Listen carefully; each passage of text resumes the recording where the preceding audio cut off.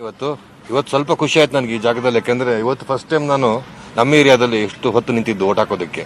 ಅಂದ್ರೆ ಈ ಪಾರ್ಲಿಮೆಂಟರಿ ಎಲೆಕ್ಷನ್ಗೆ ಸ್ವಲ್ಪ ಒಂದು ತಿಳುವಳಿಕೆ ಬಂದಿದೆ, ಜನಗಳಿಗೆ ಓಟ್ ಹಾಕಬೇಕು ಅಂತ ಬಂದಿದೆ ಅಂತ ಅನಿಸ್ತಾ ಇದೆ. ಒಂದು ಸ್ಟೇಬಲ್ ಗವರ್ಮೆಂಟ್ ಅಥವಾ ಯಾವುದೇ ವಿಷಯ ತಗೊಂಡ್ರು ಸ್ವಲ್ಪ ಸೀರಿಯಸ್ ಆಗಿ ಜನ ಈ ಸರಿ ಓಟ್ ಹಾಕಿದ್ದಾರೆ ಅಂತ ಅನ್ನಿಸ್ತು.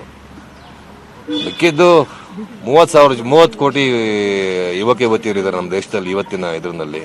ಸೊ ಅವರೇ ದೇಶದ ಭವಿಷ್ಯನ ಡಿಸೈಡ್ ಮಾಡುವಂತ ಜನ. ಅವರುಗಳು ಬಂದು ಓಟ್ ಹಾಕಬೇಕು ಅಂತ ನನಗೆ ಯಾವಾಗಲೂ ಅನಿಸ್ತಾ ಇತ್ತು. ಅವರೇ ಮುಖ್ಯ, they are the future of this country. So they should vote ಅಂತ.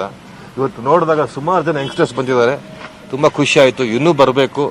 ಯಾವಾಗಲೂ ನಾವು 60%, 40%, 50% ಅಂತಾನೆ ಇರ್ತೀವಿ. ನಮ್ಗೆ ಯಾವಾಗ 90% ಆಗುತ್ತೋ ವೋಟ್ ಹಾಕೋದು, ಆವಾಗ ದೇಶದಲ್ಲಿ ಯಾವ ಪಕ್ಷ ಬರಬೇಕು ಅನ್ಸುತ್ತೋ ಆ ಪಕ್ಷನೇ ಬರುತ್ತೆ.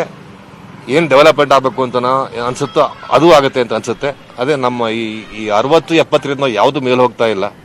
ಯಾವಾಗ 85-90 ಬಂದು ಎಲ್ಲಾರು ವೋಟ್ ಹಾಕ್ತಾರೋ ಒಂದು ತಿಳುವಳಿಕೆಯಿಂದ, ಆವಾಗ ದೇಶದ ಅಭಿವೃದ್ಧಿ, ನಮಗೆ ಬೇಕಾದ ಪಕ್ಷ, ನಮಗೆ ಬೇಕಾದ ಅನುಕೂಲ ಎಲ್ಲವನ್ನೂ ಸಿಗುತ್ತೆ. ಯಾಕಂದ್ರೆ ಪ್ರತಿಯೊಂದು ನಮ್ಮ ಕೈಲಿದೆ ಅಂತ ನನಗನ್ಸುತ್ತೆ.